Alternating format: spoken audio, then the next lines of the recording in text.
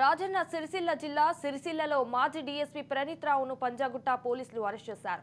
3 రోజులుగా ఆయన నివాసం వద్ద రెక్కి నిర్వహించి ప్రణీత్ రావును పోలీసులు పట్టుకున్నారు.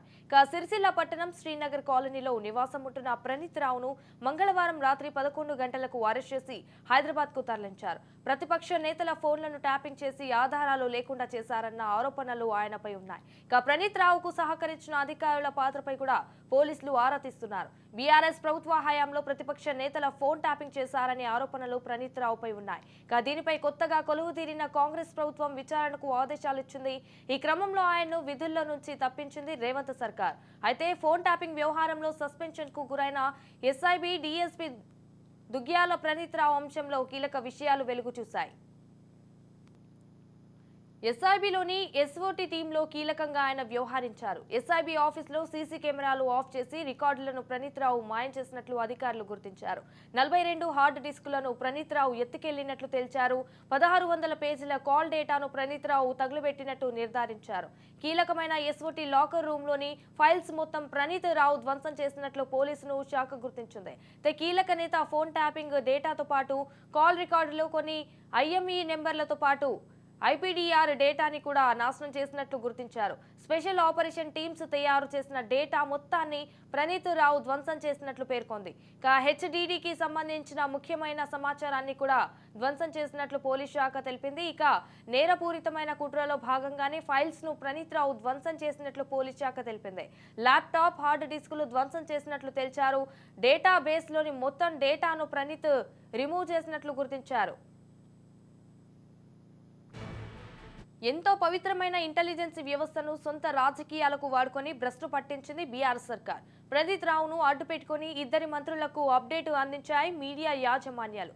కాంగ్రెస్ లో ఆర్థికంగా ఉన్న వారిని టార్గెట్ చేసి కనీసం కార్యకర్తలకు కూడా పంపకుండా అడ్డు వేశారు.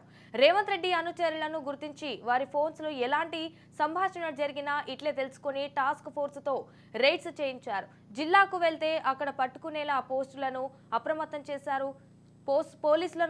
చేశారు. ఇలా ఎన్నో దందాలు చేసిన రావుల బ్యాచ్ రాజకీయ కుట్ర ఏంటో, ఎవరెవరో నెంబర్స్ ట్యాపింగ్ చేశారో సమాచారాన్ని సేకరించింది. వరంగల్, మహబూబ్ నగర్, సిద్దిపేటలో ప్రత్యేక సెట్ పిల్లు ఏర్పాటు చేసుకుని ట్యాపింగ్ కి పాల్పడ్డారు. ప్రత్యేక వింగులుగా ఏర్పడి పోలీసులకు గైడెన్స్ ఇచ్చేవారిని ప్రణీత్ రావు దర్యాప్తులో తేలింది. సంజన, మనం గమనించవచ్చు, ఫోన్ ట్యాపింగ్ వ్యవహారంలో రోజు రోజుకి కొత్త విషయాలు చూస్తా ఉన్నాయి.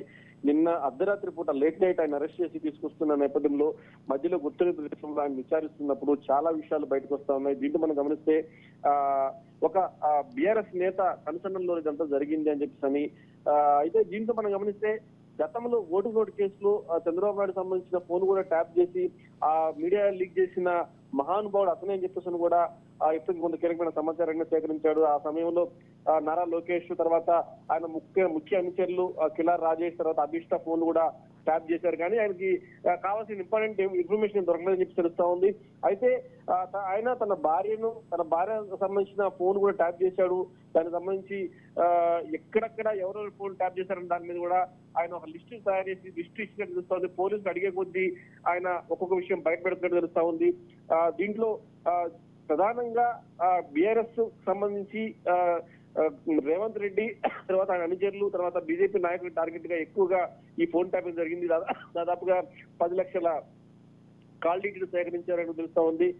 దీంట్లో సంతోష్ కుమార్ బీఆర్ఎస్ నేత పేరు వినిపిస్తా ఉంది. కానీ అఫీషియల్ గా ఇన్వెస్టిగేషన్ ప్రకటించాల్సి ఉంది. దీంట్లో బీఆర్ఎస్ లో ఉన్న ఒక 4 నేతల సమక్షంలో తనకు మధ్య నడిచింది. దానికి సంబంధించి యాక్షన్ ప్లాన్, తర్వాత ఎవరెవరు ట్రాప్ చేయాలి, తర్వాత ఎవరెవరు టచ్ లో పెట్టుకోవాలి, ఎలాంటి సమాచారం వస్తే ఆడియో క్లిప్ ఎప్పటికప్పుడు పెన్ డ్రైవ్ ద్వారా సేకరిస్తున్న నేపథ్యాన్ని కూడా ఆయన తీసుకుని తెలుస్తా ఉంది. మొత్తం మీద ఈ కేసు ప్రాథమిక దర్యాప్తులో చాలా విషయాలు బయటకు వచ్చే అవకాశం కనిపిస్తా ఉంది. అలానే జిల్లాలో కూడా కొన్ని ప్రత్యేకమైన సెటప్స్ ఏర్పాటు చేశారు అని చెప్పి తెలుస్తా ఉంది. ఇలాంటి ఫోన్ ట్యాపింగ్ సంబంధించి కొంతమంది జిల్లాల్లో ఉంటే కూడా ఆయా జిల్లాల నుంచి ఫోన్ ట్యాపింగ్ చేయడం కూడా కొన్ని ఏర్పాటు చేసినట్టు కూడా ఒక్కొక్కరిగా ఆ ప్రణీత్ రావు సంబంధించిన ఆయన విచారిస్తున్న క్రమంలో అనేక విషయాలు వెలుగు చూస్తా ఉన్నాయి. మొత్తం మీద ఈ రకంగా చాలా మంది ఫోన్ ట్యాపింగ్ చేసి ఆయన భార్య ఎస్ఐ స్థాయి నుంచి అక్రమంగా డిఎస్పీ స్థాయికి ప్రమోషన్ కొట్టి బీఆర్ఎస్ నేతలకు అనుగుణంగా ఆయన చేసిన ఫోన్ ట్యాపింగ్ వ్యవహారం ఎక్కడ గుట్టునట్టు చెప్పేసి కాంగ్రెస్ గవర్నమెంట్ ఎప్పుడైతే అధికారంలోకి వస్తుందో తెలియగానే ఇమ్మీడియట్ గా ఆయన ధ్వంసం చేయడం, దానికి సంబంధించిన కొంత డేటా కూడా రిట్రీవ్ అవుతుంది చూస్తా ఉంది. ఈ రోజు ఆయన కోర్టులో ఆయన ప్రొడ్యూస్ చేసిన తర్వాత కస్టడీ తీసుకుని విచారిస్తే ఇంకా చాలా విషయాలు బయటకు వచ్చే అవకాశం ఉంది.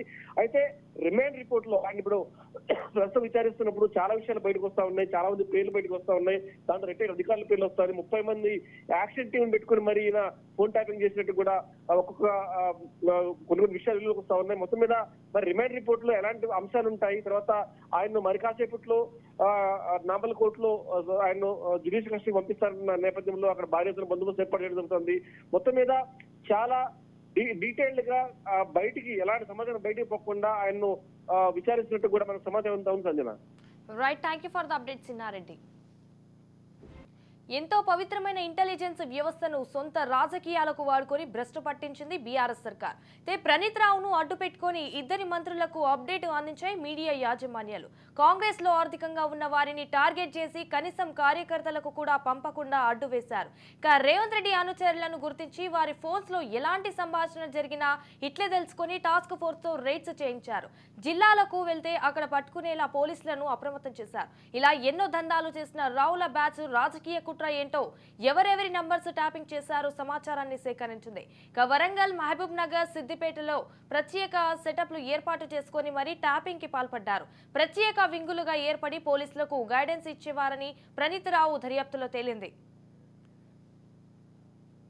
రెడీగా దీనిపై పూర్తి సమాచారం మా ప్రతినిధి మహేందర్ ఫోన్ ఇన్ లో అందిస్తారు. మహేందర్, చెప్పండి. మొత్తం కూడా నేతల ఫోన్ ట్యాపింగ్ కేసులో ప్రధాన నిందితున్నటువంటి ప్రణీత్ రావు కేసు విషయం తెలంగాణ ప్రతిపక్ష నేతల ఫోన్ ట్యాపింగ్ కేసు రోజుకు మరపు తెలుస్తున్నది. నేతల ఫోన్ ట్యాపింగ్ కేసులో ఆరోపణలు ఎదుర్కొన్న స్పెషల్ ఇంటెలిజెన్స్ బ్రాంచ్ మాజీ డిఎస్పీ దిగ్గాల ప్రణీత్ రావు మొత్తానికి అయితే అరెస్ట్ చేసినట్టుగా తెలిసిందే. సిరిసిల్ల జిల్లా రాజన్నలో నివాసంలో ఉన్న పంజాగుట్ట పోలీసులు అరెస్ట్ చేశారు. రాత్రి తరించే విషయం కూడా తెలిసింది. అయితే ప్రణీత్ రావు కేసును ప్రత్యేక టీం కి బదిలీ చేసినట్టుగా పంజాగుట్ట పోలీసులు తెలిపారు. త్వరలో కొంతమంది పోలీసులు బదిలీ చేయలేమని కూడా చెబుతున్న పరిస్థితి. మొత్తానికి సిక్తో అంతా కూడా దర్యాప్తు చేస్తారని కూడా తెలుస్తుంది. దాదాపు ప్రణీత్ రావు కేసు విచారణ అధికారిగా జూబ్లీహిల్స్ ఏసీపీని ఉన్నతాధికారులు నియమించారు. ప్రణీత్ రావును పూర్తి స్థాయిలో విచారణ జరిపినట్టుగా తెలుస్తుంది. ఇప్పటికే ఆయన స్టేట్మెంట్ కూడా రికార్డ్ చేసిన అనంతరం ప్రత్యేక పోలీస్ టీం కు ప్రణీత్ రావును రిమాండ్ తరలించినట్టుగా సమాచారం. ఇక ఎస్ఐబి లాగర్ రూమ్ లోని హార్డ్ డిస్క్లను ధ్వంసం చేసి పక్కా ప్రణాళికతో ఇటు ప్రణీత్ రావు వ్యవహరించినట్టుగా తెలుస్తుంది. ఈ సంగతి మొత్తం కూడా పోలీసులు అంతా కూడా దీంట్లో ఏమేమి జరిగింది, ఎంత జరిగింది, ఎవరు ఉన్నారు అనే దానిపైన ఇప్పటికే ప్రాథమికంగా ఒక అంచనా కూడా తెలుస్తుంది. అయితే ప్రస్తుతం ప్రణీత్ రావుతో జరుగుతున్న ఎపిసోడ్ లో రోజుకు ఒక మలుపు తిరిగే అవకాశం కనిపిస్తుంది. కొత్త పేర్లు కూడా ఇంటికి వచ్చే అవకాశం ఉంది. ముఖ్యంగా దీనికి అంకురార్పణ, దీనికి ఎవరైతే పూనుకున్నారో వాళ్ళందరూ కూడా అందరు బయటపడే అవకాశం కనిపిస్తుంది. వాళ్ళ రైళ్లు అలా జరుగుతున్న పరిస్థితి. ఇక దాదాపు గత 2 నెలలుగా రాజమండ్రిగా డీసీఆర్బీకి రిపోర్ట్ చేసిన పరిస్థితి కనిపిస్తుంది. ఇక అక్కడ చేరినట్టు అనారోగ్యంతో పెట్టాడు ఆయన. ఇక సస్పెన్షన్ కూడా 4 రోజుల ముందు ఆయన డీసీఆర్బీకి వెళ్ళి అని కూడా సమాచారం. మొత్తం ఈ సిరిసిల్ల హెడ్ క్వార్టర్ బదులు వెళ్ళడానికి సస్పెన్స్ ఉత్తరాలు కూడా అప్పటికి జరిగిన పరిస్థితి తెలియదు. ఈ క్రమంలో సీనియర్ కాలనీలో ఉన్న ఇంట్లో ప్రణీత్ రావు కోసం పోలీసులు నిఘా పెట్టారు. పక్క రెక్కి నిర్వహించి ప్రణీత్ రావును ఇంటికి వచ్చి దాడి చేసి వారి అరెస్ట్ చేశారు. అతని సెల్ ఫోన్ పూర్తిగా స్వాధీనం చేసుకున్నారు. స్థానిక పోలీసులకు సమాచారం అందిస్తూ ప్రణీత్ రావును హైదరాబాద్ తరలించారు. పంజాగుట్ట పోలీస్ స్టేషన్ లో వాంగ్మూలం నమోదు చేసి నాంపల్లి కోర్టులో హాజరుపరిచే అవసరం ఉంది. అతనికి రిమాండ్ తరలించినట్టుగా కూడా సమాచారం అందుతుంది. మొత్తానికి ప్రణీత్ రావు ఈ కేసులో ఇంకా ఎవరెవరు ఉన్నారనే దానిపైన పూర్తిగా పరిస్థితి కనిపిస్తుంది. గత బీఆర్ఎస్ ప్రభుత్వ హయాంలో ప్రతిపక్ష నేతల ఫోన్లను ట్యాప్ చేసినట్లు ఆరోపణలు పెద్ద రావడం, ప్రణీత్ రావులు స్పష్టం కావడం, ఇక ఈ కేసులో పంజాగుట్ట పిఎస్ ఆదివారం ఎఫ్ఐఆర్ నమోదైన సంగతి తెలిసే విషయమే. సో ఈ క్రమంలో ఆధారాలు దొరకకుండా ఎస్ఐబి లాగర్ రూమ్ లో హార్డ్ డిస్క్ ధ్వంసం చేసి పక్కా స్కెచ్ తో, పక్కా ప్లాన్ తో తాను పోలీసు బుద్ధి చూపించినట్టుగా తెలుస్తుంది. ఇలా ఒక దొంగలు ఏదైతే తప్పు చేసి దొంగతనం చేసి ఎలా దొరుకుతుందో అలాంటి రీతిని, అలాంటి ప్లాన్ ని ఇక్కడ తాను పూర్తిగా ఎక్స్పెక్ట్ చేశాడు. మొత్తానికి అయితే పోలీసులు వచ్చి తప్పించుకుంటున్న ప్రణీత్ రావును తన ఇంటి వద్ద రెక్కి పెట్టి మరి అరెస్ట్ చేసి హైదరాబాద్ తరలించారు. రిమాండ్ కూడా తరలించారు. దాదాపు సమాచారం వంతుల పరిస్థితి కనిపిస్తుంది. అత్యవసరంలోనే ఇక దీనికి కారకులు అలాగే దీంట్లో ఉన్నటువంటి మొత్తం అందరి పేర్లు కూడా బయటపడే అవకాశం కూడా కనిపిస్తుంది. ఎస్ మహేందర్, అయితే స్పెషల్ ఆపరేషన్ టీమ్స్ తయారు చేసిన డేటా మొత్తాన్ని కూడా ప్రణీత్ రావు ధ్వంసం చేసినట్లు కూడా తెలుస్తోంది. అసలు ఎలా చూడాలి దీనిపై?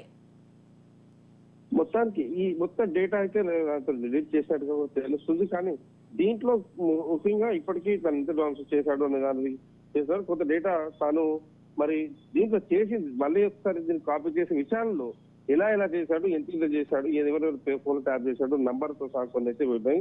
మరి దీంట్లో ఆయనకి పూర్తిగా మొత్తం ఎంక్వైరీ ఏదైతే చేశారో ఆ ఎంక్వైరీలో భాగంగా ఆయన డిలీట్ చేసిన దాన్ని కూడా తిరిగి రాబడటం ఎలా ఆ అంశం కూడా బయటకు తీసే అవకాశం అయితే కనిపిస్తుంది. ఆ రకంగా విచారణలో పూర్తిగా తేలితెల్లమయ్యే అవకాశం అయితే కనిపిస్తుంది. మొత్తానికి దీంట్లో కేవలం ప్రణీత్ రావుతో మాత్రమే ఎపిసోడ్ అయితే క్లోజ్ కాదు. ఆయన ఎవరెవరైతే పేర్లు అయితే బయట పెడతాడో రేపటినాడు వాళ్ళను దృష్టిలో పెట్టుకొని ఈయన ఎంత క్రైమ్ చేశాడనే దానిపైన కూడా దృష్టి సాధిస్తారు. ఆ రకంగా విషయాలను కూడా బయటికి వచ్చే అవకాశం కూడా కల్పిస్తుంది. Right, thank you for the updates Mahender.